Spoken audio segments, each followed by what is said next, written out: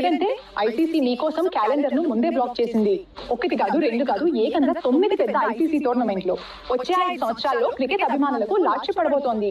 భారతదేశంలో 3 పెద్ద ఐసీసీ టోర్నమెంట్లు, ఇంగ్లాండ్ లో టెస్ట్ల మహాయుద్ధం. ఇప్పుడు ఈ బ్లాక్ బస్టర్ రోడ్ మ్యాప్ లోకి మనం లోతుగా వెళ్దాం. సంవత్సరం ప్రారంభంలో England ICC world test championship final కు ఆతిథ్యం ఇస్తుంది.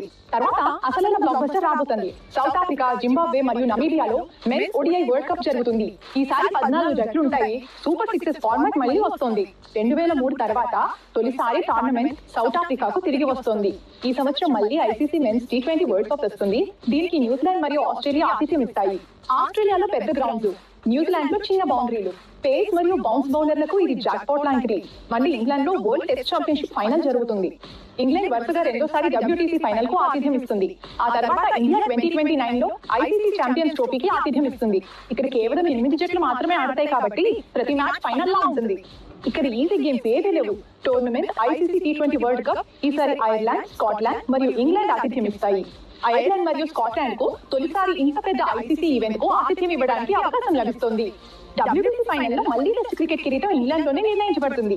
తర్వాత దశాబ్దం ముగింపు కూడా ఘనంగా జరుగుతుంది. ఇండియా మరియు బంగ్లాదేశ్ కలిసి 2030 వన్మెన్స్ వన్డే వరల్డ్ కప్ కు ఆతిథ్యం ఇస్తాయి. 2011వ సంవత్సరం జ్ఞాపకాలు మళ్లీ తలెత్తుతాయి. అప్పట్లో మొత్తం దేశం వీధుల్లో ఉత్సాహంగా కనిపించింది. 2031లో కూడా అలాంటి సంబరాలు జరుగుతాయా?